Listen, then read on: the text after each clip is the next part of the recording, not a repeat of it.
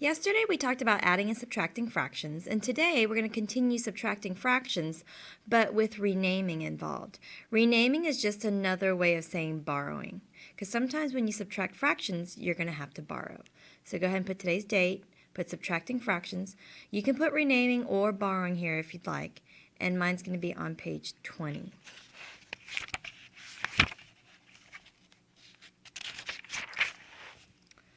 All right, subtracting fractions with renaming or borrowing. Let's do an example. Let's do one where the denominator is the same first. So let's say we have 10 and 1/5 minus 3 and 4/5. Now I have a lot of students who will say, oh, that's 7 and 3/5. They'll subtract up. They'll say 4/5 minus 1/5 is 3/5. When we are subtracting, we do not subtract up, we subtract down. It's 1/5 minus 4/5.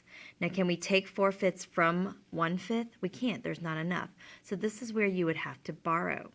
Okay, so we are going to borrow from the whole.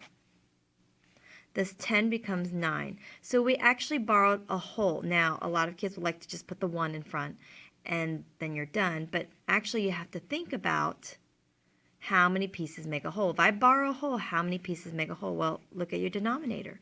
5 pieces make a whole. So when you borrow a whole, you're adding 5 more pieces to the 1 piece that you have here. So we are adding 5 more pieces to the 1. So now our fraction is 6/5. Now we have 6 pieces out of 5 because we borrowed a whole, and there are 5 pieces that make a whole. Now can we take 4/5 from 6/5? Yes, 6/5 minus 4/5 is 2/5, and 9 minus 3 is 6. And it's already simplified, so my answer would be 6 and 2/5. Now there's another way you can write that. Instead of adding 5 pieces, here is another way you can write the same problem.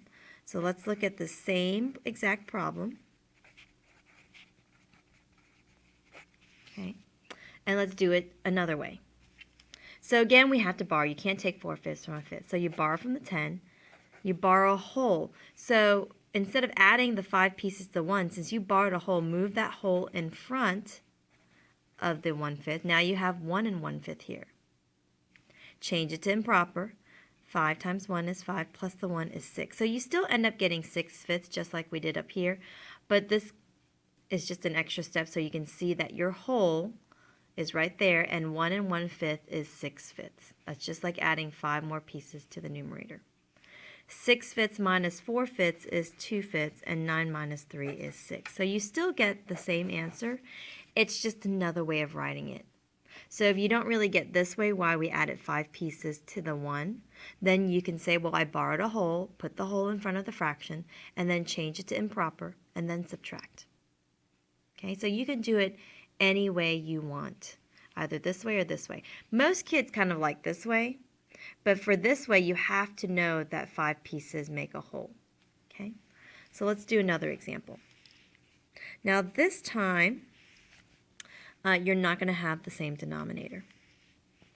So let's do 12 and a half minus 4 and 7/8. Okay. Well, the first thing we need to do is find a common denominator. That's the first rule for adding and subtracting. Here we didn't have to because the denominators were the same, but here we do have to. Okay. So what is the least common multiple between 2 and 8? Well, it'd be 8. So we don't even have to change this one. All we have to do is multiply this one by 4 over 4, and we get 4/8. And you can move the 7/8 over here. Now we cannot take 7/8 from 4/8. There's just not enough for us to take 7/8 from 4/8. So we have to borrow. So the 12 becomes an 11. How many pieces make a whole? Well, 8 pieces make a whole. So if you borrow a whole, you're adding 8 more pieces to the 4. So this becomes 12/8. Now, if you don't like to add the 8 pieces, you want to put the 1 in front, you can do that. You can put the whole in front of the 4/8 and then change it to improper. And it would still give you 12/8, no matter what. If you put the whole in front, instead of adding just the 8 pieces there, you would still get 12/8 that way. Okay? 12/8 minus 7/8 is 5/8, and 11 minus 4 is 7. And this answer is simplified already, so we get 7 and 5/8. Let's do one more example.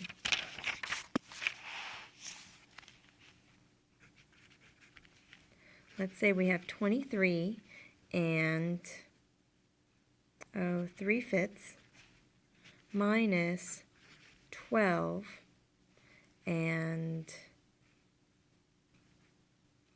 let's say 9/10.